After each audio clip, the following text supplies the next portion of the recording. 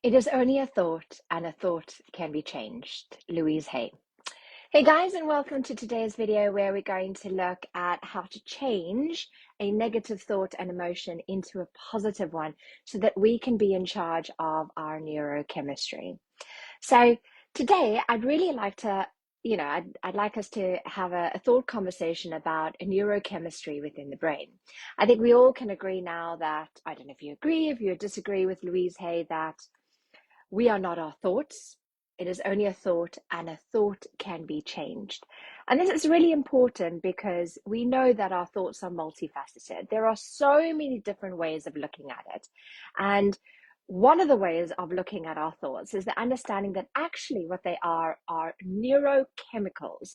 They are chemicals that are being released within the neurotransmitter system in the synaptic gap, and the way that we think has a power to either stimulate the production of more neurochemicals or less neurochemicals. So that's really what I'd like to delve onto today, because for me, what's important is that when the calm enters, then peace can be felt, and then we can begin to create and have control over our thoughts and creating the life that we want. Recently, I had a client who spoke to me about how she's really struggling in her relationship. And a lot of it has to do with being triggered by external things that are happening around her that are impacting on her emotions. And one of the things that we spoke about was really how it's so important to not make any decisions, to not make any choices when we are in that whirlwind. Now, in our previous video, we spoke about the theory of constructed emotion, and we said how there's always a trigger that's going to trigger a physiological response. And that's what we spoke about in our previous video, is that physiological response and how to manage that. Today, I'd like us to look at the thought response, because we know that we have 90 seconds to change that thought. If we don't change that thought, then we're going to be stuck in that feedback loop. So let's talk a little bit about what those thoughts, what the change, change within the brain chemistry actually is. Now, research has shown us, and I think we all know this, but let's just remind ourselves, research shows that your thought is going to trigger a neurological response. Now, we have a couple of neurotransmitters within the brain, these little chemicals. We know that dopamine is associated with pleasure. It is the chemical that's responsible for being addicted to things, for example. So our phones, every time we get that beep beep, it triggers a release in dopamine, which is why we get addicted to things. It's the pleasure. It's why we want to eat cake, for example. When we're feeling upset, or chocolate, is because our body is craving pleasure. It is needing that pleasure. We also know that we have serotonin, and serotonin is our mood booster. So whenever we think something positive, it's going to trigger these serotonin, which is of course our mood booster, or it's going to trigger dopamine, or even oxytocin. We know that oxytocin is our bonding chemical and hormone, and what it's going to do is it, of course, triggers that bonding feeling, that cuddling, that hugging when we're with people, when we're looking at them in their eyes. It is triggering the release of oxytocin. And research shows that by thinking positively, we can release these chemicals within the brain. Equally so, when there is a perceived threat, automatically we release endorphins. We also release cortisol. Cortisol is our stress hormone. Now, this is really good for us in the short term because it makes us laser focused. It helps us to get lots of energy to our muscles so that we can run away, that we can be alert. It all has to do with the fight, flight reaction within our body, so it keeps us safe. So let's think about that. if you're in a relationship or you're in a situation, if there is a perceived threat, unconsciously you're thinking there is a perceived threat, your body is reacting by sending this chemical. If you are in the space of positivity, of gratitude, being with people that you love, your brain is stimulating and releasing all of these different hormones. So that's what's happening within the chemistry side. But alongside that, we also, of course, have the brain. And when it comes to thought, there are two particular parts of the brain that are very important. The first is our prefrontal cortex. Our prefrontal cortex is responsible for our thought and our decision making. Research also shows that if there is an abnormality, if there is a lack of blood flow within these parts, the prefrontal cortex and the amygdala, which is responsible for processing emotions, especially fear and especially anxiety. So if there is a lack of blood flow, if there's abnormality in these parts of the brain, then we struggle, of course, to make rational decisions, and we struggle to process our emotions and our anxiety. So we want to be able to change our thought by targeting both our brain chemistry and also our brain. A lot of different strategies. So let's talk about some of them, and you tell me which one resonates with you. My favorite all-time strategy will always be the evening what went well. So in the evening, looking back over my day and looking at what went well, what am I grateful for in that day?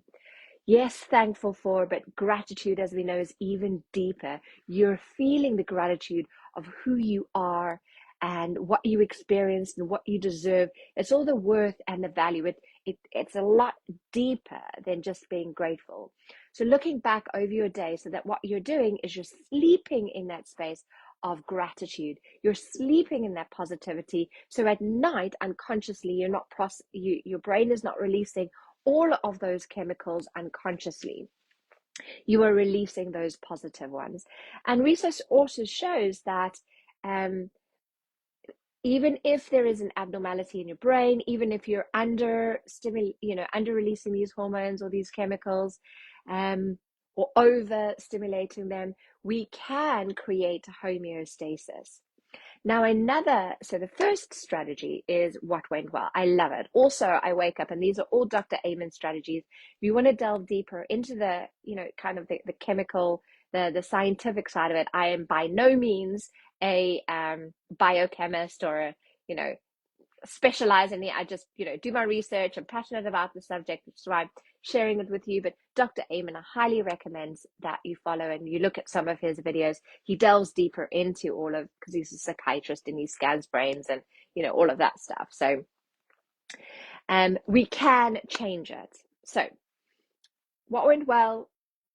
Day with today is going to be a good day. We know negativity bias exists, and we know that what we need to do is we need to consciously shift our thoughts. That's the second strategy, is consciously shifting our thoughts.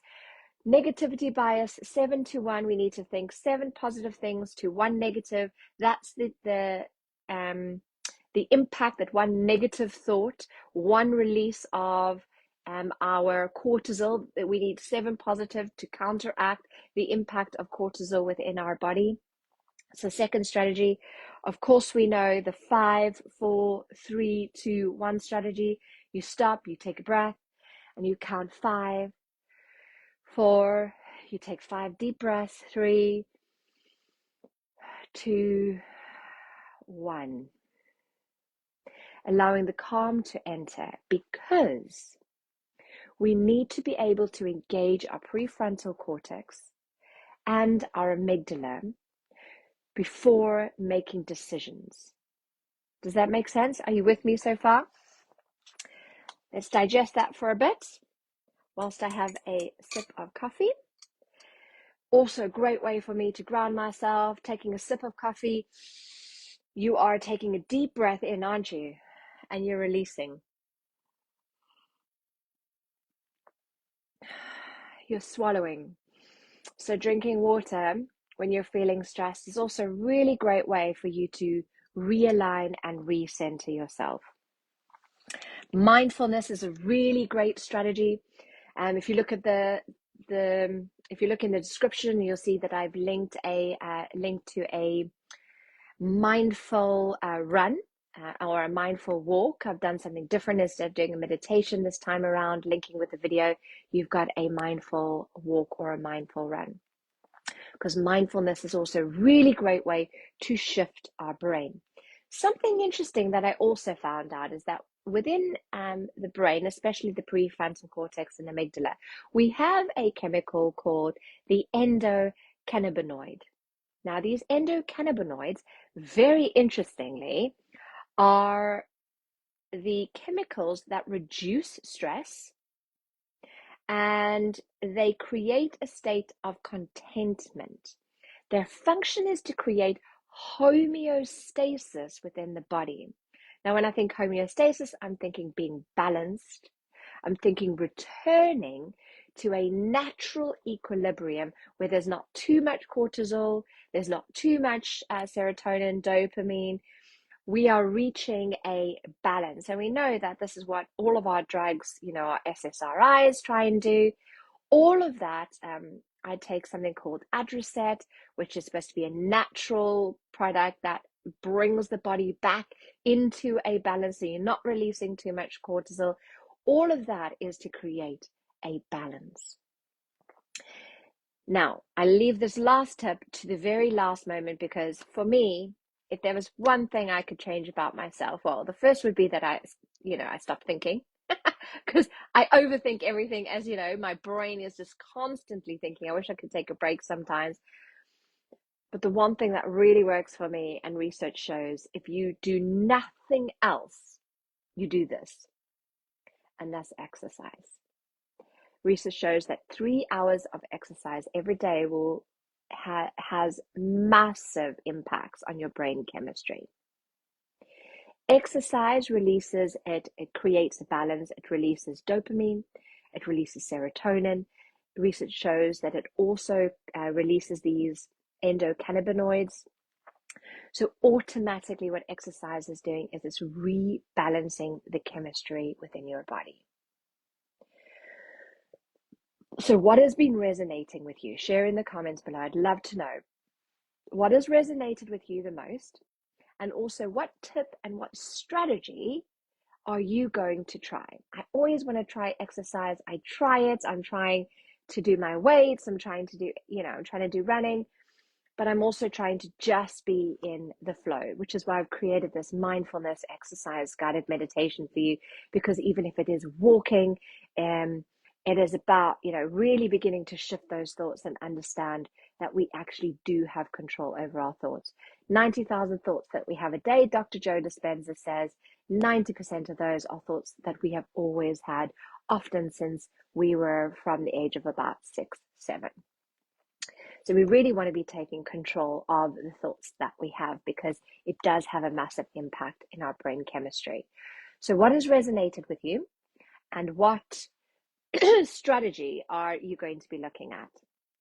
So as we begin to complete this video today, we've had a look at the importance of thoughts and how to change a negative thought or emotion into a positive one, where we're really wanting to look at changing that feedback loop and understanding that, yes, there is the physiological response. We looked at that in our previous video, but there is also that response that the thought has and the power of the thought to stop that feedback loop after 90 seconds, because then that feedback loop, you're going to keep thinking the thought that you originally thought. So really targeting the thought that we have in that 90-second feedback loop, looking at a couple of strategies, taking ownership of that. So I hope you enjoyed today's video. Please, if you enjoyed it, please help me by subscribing and following my channel wherever you're watching this from. If you want to delve deeper with me, you want to find out more about how you can, about our different courses, please feel free to click on the link in the description below, connieleebennett.com. And As always, thanks for joining me on your journey to unleashing your inner charisma, one insight at a time. I look forward to seeing you in our next video. Take care, guys. Bye.